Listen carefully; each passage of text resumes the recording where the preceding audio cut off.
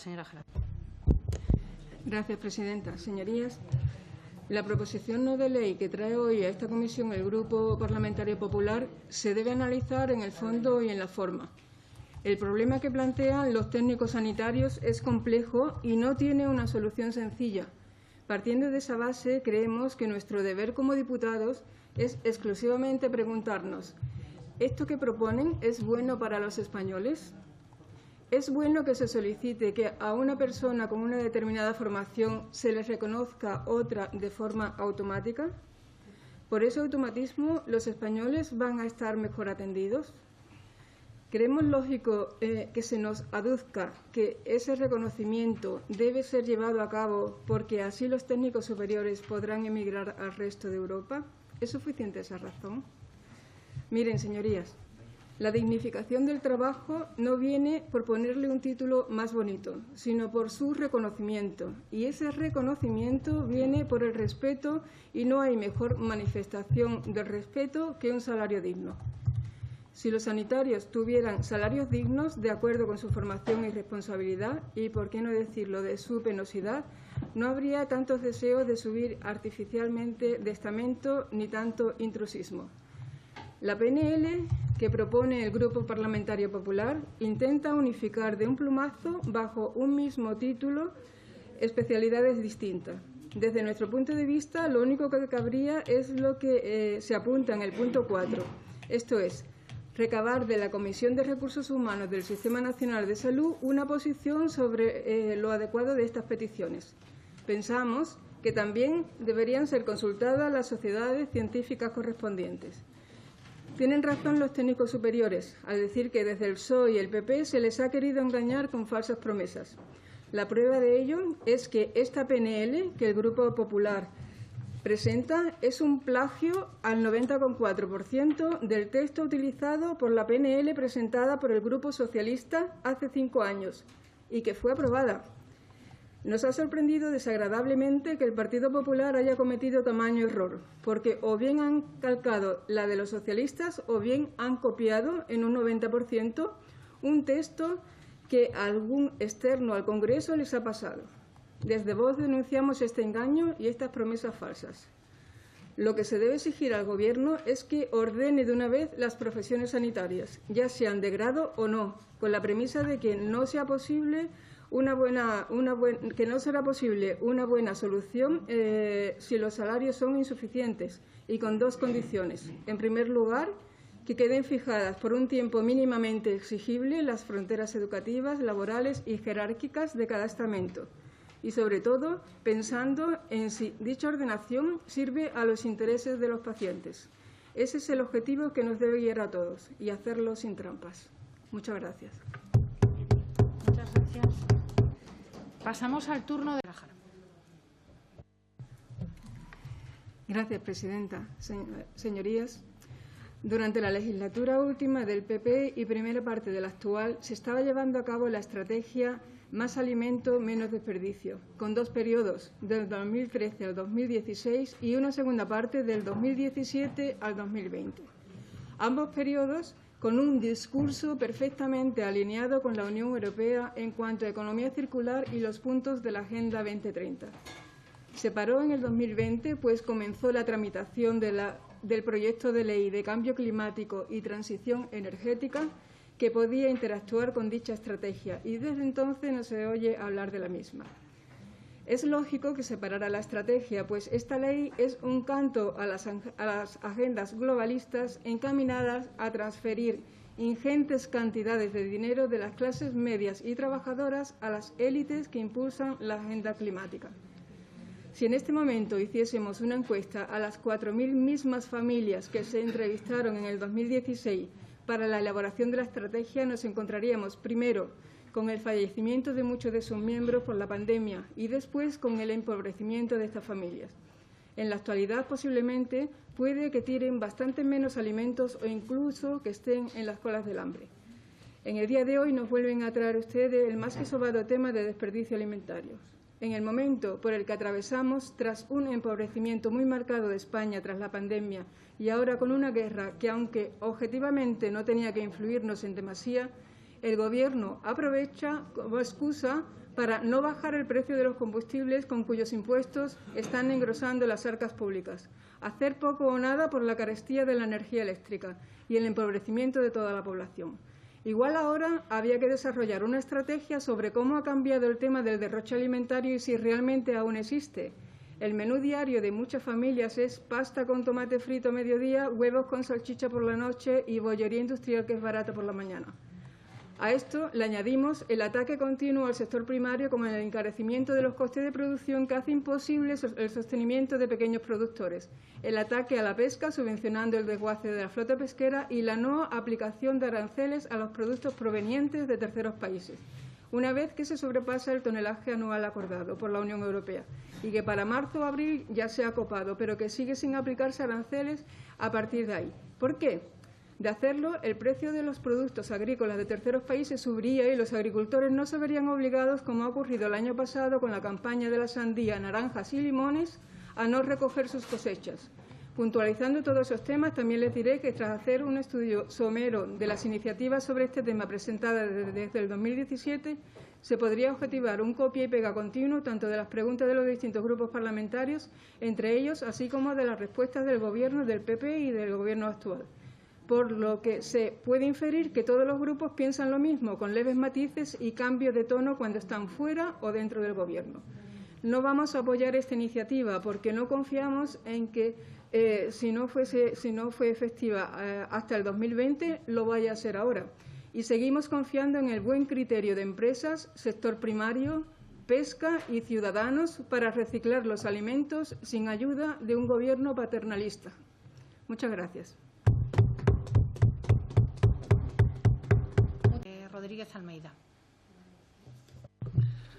Muchas gracias, señora Presidente. Bueno, señorías del Grupo Parlamentario Socialista, nos traen una iniciativa para instar al Gobierno, a este Gobierno socialcomunista, a cumplir la legalidad vigente.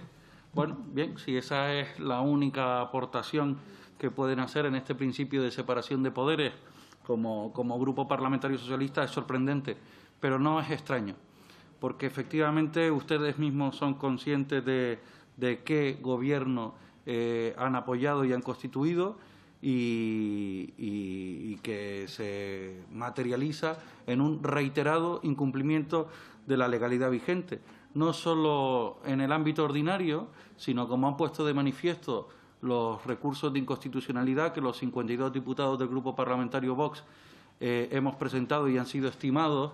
Tenemos un Gobierno que subvierte también el orden constitucional. Por otro lado, hemos presentado una enmienda de modificación que ya ha adelantado que no la van a aceptar. Nada extraño por otra parte, parece que es la tónica habitual del Grupo Parlamentario Socialista, no querer aceptar nada de lo que propone este grupo parlamentario, el Grupo Parlamentario Vox, pero poco tiempo después presentan iniciativas en donde piden o instan al Gobierno a hacer exactamente lo mismo que nosotros le habíamos indicado. En este sentido, ha dicho que le parece que 3 meses es un plazo muy estricto. Perfecto, pues si usted tenía voluntad de llegar a alguna transaccional con este grupo parlamentario, podría haberse sentado con nosotros y trasladarnos qué plazo le parece razonable para que las administraciones públicas apliquen o asuman algo que se exige a las empresas. Es verdad que es algo voluntario, pero como ustedes mismos cuentan en su propia iniciativa, es razonable que la administración pública asuma las obligaciones que exige a las empresas en el ámbito de su actividad, como es en este caso la atención en líneas telefónicas que no tengan un sobrecoste para, en este caso, el administrado, en el otro ámbito de la vida privada, el consumidor.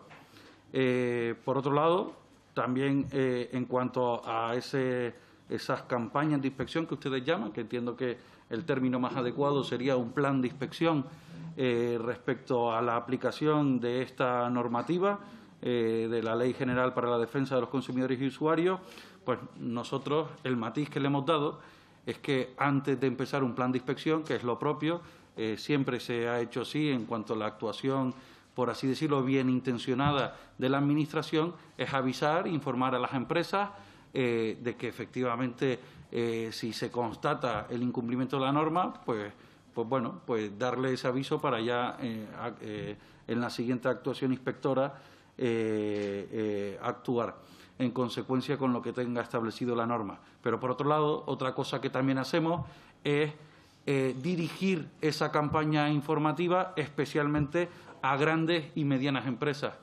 Yo creo que, tal y como está el patio, parece razonable que en un principio de proporcionalidad y gradualidad se exija el cumplimiento de este funcionamiento en la relación con los consumidores y usuarios, primero a quienes tienen más capacidad y no al pequeño y mediano empresario, que parece que todavía no se han dado cuenta ustedes que lo están pasando muy mal desde que ustedes han llegado al Gobierno. Y no me refiero a la pandemia, sino a las actuaciones que han tomado muy en contra de la que han hecho otros países de nuestro entorno para proteger y blindar la supervivencia de nuestro tejido productivo en estos escenarios tan complejos. Pues nada, le animo a recapacitar sobre su negativa a aceptar nuestras enmiendas y si quisiera sentarse para discutir sobre, ya le digo, sobre plazos o sobre detalles, pues estaríamos encantados porque estamos seguros que mejoraría sustancialmente su iniciativa. Muchas gracias. Habla el señor Rodríguez Almeida. Muchas gracias, señora Presidente. Bueno, lo primero me ha sorprendido oír a la portavoz del Grupo Confederal de Unidas Podemos recriminando al PP esto de las puertas giratorias y parece que se olvida de todos los de sus socios de gobierno del Partido Socialista que también están en las puertas giratorias. Acuérdese también de sus compañeros de viaje, por favor. Bueno, señorías del Grupo Parlamentario Popular vuelven a traer a debate otra proposición no de ley a esta Comisión de Sanidad y Consumo sobre un tema que nada tiene que ver con las competencias del Ministro de Consumo. La claridad de la factura sí guarda algo de relación, pero el precio de la electricidad depende de la Secretaría de Estado de Energía y, por lo tanto, debería debatirse en la Comisión de Transición Ecológica y Reto Demográfico, es decir, la ministra Rivera Rodríguez para más señas. Y si estuviesen interesados en la supervisión del mercado eléctrico español, encomendada a la Comisión Nacional de los Mercados y la Competencia, deberían debatirlo en la Comisión de Asuntos Económicos y Transformación Digital. Señorías del Grupo Parlamentario Popular, no le sigan el juego al ministro comunista de Consumo, que es un experto en tirar bombas de humo, haciendo declaraciones sobre materias que nada tienen que ver con su ministerio, con el único fin de distraer la atención de la ruinosa gestión del Gobierno y de cada uno de sus ministros. Por otro lado, su iniciativa es exageradamente breve. Leo literalmente: insta al Gobierno a defender los derechos de los consumidores, garantizando más claridad y bajada en la factura eléctrica a los consumidores. No tengan miedo, señorías del Grupo Parlamentario Popular, a hacer propuestas concretas para conseguir esa bajada en la factura eléctrica. Se darán cuenta de que no existen atajos ni soluciones mágicas. La única manera de bajar el precio de la electricidad es actuar no solo de manera coyuntural, sino de manera definitiva sobre la tributación del consumo eléctrico como bien de primera necesidad. También tendrán que proponer algo sobre el mix energético. La propia Unión Europea ha dado la razón a Vox considerando la energía nuclear y el gas como energías limpias. No tengan miedo a ser señalados por este Gobierno socialcomunista de la ruina y de la miseria. Serán bienvenidos al sentido común. La energía nuclear es, a día de hoy, la única posibilidad para alcanzar la tan necesaria soberanía energética que exigimos en Vox desde hace años. Tensiones coyunturales, como la actual invasión de Ucrania, ponen de manifiesto que la Agenda 2030 que ustedes han suscrito expone a España a gravísimas vulnerabilidades. Nunca nos ha importado predicar en el desierto verdades elementales ante el consenso progre que ustedes han suscrito. Estamos muy orgullosos de que las movilizaciones sociales de la clase trabajadora exijan a la clase política española algo muy elemental que desde Vox también reivindicamos. Los políticos españoles deben defender los intereses de los españoles por encima de los intereses globalistas de unos pocos. Muchas gracias. Muchas gracias. Comisión de Sanidad y Consumo, porque entiendo que tendría que ir encajada o en la Comisión de Agricultura y Pesca o en la Comisión de Agenda 2030. Desde nuestro grupo parlamentario pensamos que el tema del agua es un tema mucho más amplio. Hay que garantizar que el agua sea un recurso accesible a todo el mundo para uso agrícola, ganadero, industrial y humano, pues gran parte del problema de despoblación lo tenemos en la España seca. Hay que interconectar todas las cuencas hidrográficas y hacer posteriormente canalizaciones hacia todos los núcleos de población en los lugares donde no estén hechos. Respecto al uso humano, con una buena red de distribución estaría asegurado, aunque no creemos que sea un problema de gran envergadura, pues dentro de las normativas cualquier construcción que se haga tiene por obligación tener abastecimiento de agua potable y saneamientos para obtener los permisos de habitabilidad. Pensamos que es imprescindible promover estrategias que posibiliten la comunicación entre todas las cuencas hidrográficas del territorio nacional a fin de paliar la falta de agua que aqueja a diferentes puntos de España y las subsiguientes canalizaciones hacia los núcleos de población o puntos estratégicos que aseguren el riego.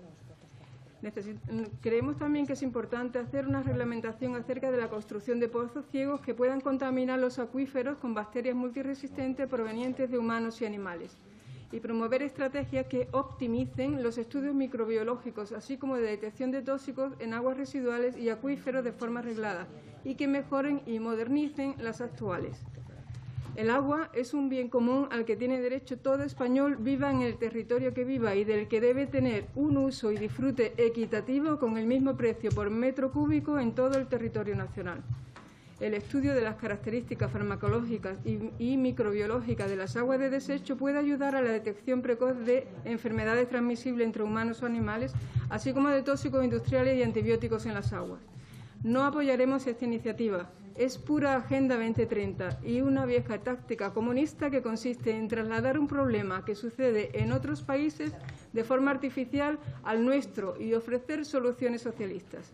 En España, el sistema de vigilancia de aguas y la calidad, a pesar de ser un país sin pluviometría abundante, es razonablemente bueno y se basa en la colaboración público-privada que el proponente quiere abolir. Además, la redacción del punto 3 del Petitum contraviene el contenido de la Ley de Aguas en la modificación operada según el Real Decreto Legislativo 1/2001 del 20 de julio, por el que se aprueba el texto refundido de la Ley de Aguas, en particular en lo relativo a los derechos concesionales. Muchas gracias. Muchas gracias. Y por el Grupo Parlamentario. Tiene la palabra el señor Salva. Sí, muchísimas gracias. Antes de empezar, nosotros, aunque no admitan nuestra enmienda, nuestro voto va a ser afirmativo, puesto que, aunque sea una cosa, digamos, lo que sea, por muy poco, a los MIRES tienen todo nuestro apoyo. Aquí, hablando nuestra enmienda, que la voy a leer, que es una pena que no se admita, porque es una cosa muy concreta. Pone: materializar en el presente ejercicio un incremento significativo de la retribución en aquellos conceptos que dependen del Ministerio de Sanidad de los médicos internos residentes MIR que presten servicios en las entidades titulares docentes dependientes del Sistema Nacional de Salud mediante modificación del Real Decreto 1146/2006 del 6 de octubre por el que se regula la relación laboral especial de residencia para la formación de especialistas en ciencias de la salud. El incremento de pagas extraordinarias de junio a diciembre mediante la adición al salario bruto mensual del complemento de grado de formación. Un incremento de 120 euros en el complemento de grado de formación de R1 a R5. El establecimiento de un plus de insularidad, tanto para los médicos internos residentes de Baleares como de Canarias. El establecimiento de un plus de COVID-19 para los residentes asignados a dichas zonas de trabajo asistencial. Yo aquí, buceando en las webs, bueno, en las webs no, en Instagram y en Twitter, esto es lo que ellos digamos solicitan, y para que veáis lo mal que se paga a los MIRES, estos son las guardias y lo que ellos proponen, o sea, bueno, explotación, hablan de explotación, en fin, esto está ahí, o sea que les pagan a 9,78 euros la hora, ellos le llaman explotación. Yo me siento completamente, nosotros nos sentimos totalmente identificados con ellos.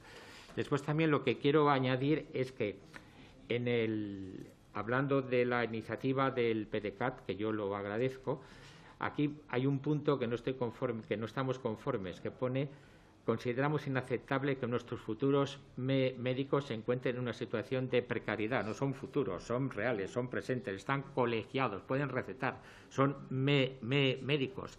Después también hay otra cosa que también queríamos decir, que ellos también hacen una serie de reivindicaciones, que es muy larga, no me da tiempo, que hablan de muchas cosas, del complemento de grado, programas de acción social en caso de baja laboral, los residentes que han trabajado en las zonas de COVID-19, que muchos aplausos, pero después se te olvidan, la posibilidad de recibir los trienios que adquieran a lo largo de su periodo de residencia, un plus de residencia, contratos de interinidad después otra cosa también que es de sentido común. En muchos países, por ejemplo en Francia, en Alemania, por no decir Estados Unidos, sobre todo en Francia y Alemania, hay un intercambio de MIRES en los hospitales. Entonces nosotros somos partidarios, lo que pedimos es que en los hospitales se hable un solo idioma y que se escriba en un solo idioma, que sea el español y el castellano. O sea, que ya son bien bilingües. Pero bueno, que se hable así, que ellos puedan circular por toda libertad, por todo el territorio nacional, según convenga, de una materia a otra, que pueda tener un déficit de su especialidad en el hospital en donde él está asignado. Después también pensar y ver que en España, solamente en el año 2020, pidieron certificado de idoneidad para salir al extranjero casi 4.000 médicos más. O sea, la suma ya se lleva las cifras oficiales de casi 24.000. O cuidamos nosotros a nuestros médicos internos residentes, farmacéuticos residentes, químicos residentes, etcétera, etcétera, o el relevo generacional de cada vez va a ser más difícil. Atendámosles, hablemos con ellos. El Gobierno no puede dejar sin médicos a España.